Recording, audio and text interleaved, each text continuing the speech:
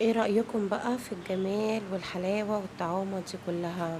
دي بقى مهلبية يا جماعة، مهلبية بالشمام، او اللي هو عامل زي الاناناس ده بس احمر. بس روعة رائعة. من واحدة شمامة واحدة بس هتعملي يعني كمية مهلبية رائعة. بصوا، انا جبت شمامة صغيرة كده وحطيت عليها السكر. تمام. وبعدين حطيت كيلو لبن، لتر لبن يغلي على العين التانية كده لوحده. ماشي. والمهم ان انت هتسيبي الشمامه بالسكر دي على العين لحد ما، يعني بصوا، هي نفسها هتتفرفت لوحدها خالص، هتبقى عامله زي الميه. انتوا هتشوفوا، انا ولا هضرب بخلاط ولا هضرب بهاند بلندر ولا هضرب باي حاجه. بصوا ده شكلها بعد ما ساحت خالص هي والسكر. تمام. عايزين تزودوا شويه سكر كمان عليها. تمام. طبعا، والفانيليا بقى بتدي ريحه وطعم روعه. شايفين؟ بصوا، بعد انا سبتها بس حوالي 10 دقايق، يعني مكملتش 10 دقايق، بس انا حبيت اضيف شويه سكر كمان. تمام.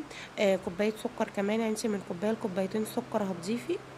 تمام. اهو شايفين الجمال والحلاوه. مربى جميله جدا جدا جدا. بعد ما تستوي خلاص وتحسي ان هي ساحت خالص كده، هتضيفي اللبن. طبعا انت حاطه السكر وحاطه الفانيليا وحاطه ده كله مع الشمام وهي بتستوي. بعد كده هنقلب طبعا لحد ما ما كله يتمازج مع بعضه قبل ما نحط النشا، ما نضيف النشا. اسهل من كده ما يعني مش هتلاقي. اسهل من الوصفه بتاعتي دي مش هتلاقي. بعد كده هتضيفي النشا.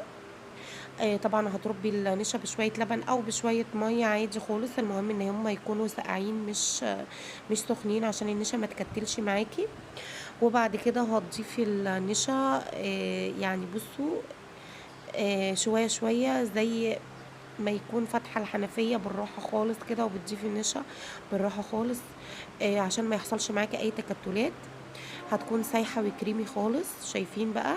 شايفين اللون لون الشمام مع اللبن في المهلبية؟ روعة روعة رائع. عايزة والله تعملي أي نوع فاكهة تاني هتعمليه. حتى لما طلعت، شايفين برضو لون الشمام في المهلبية نفسه حلو قوي، وطعمه خرافة وريحتها روعة. جربوها.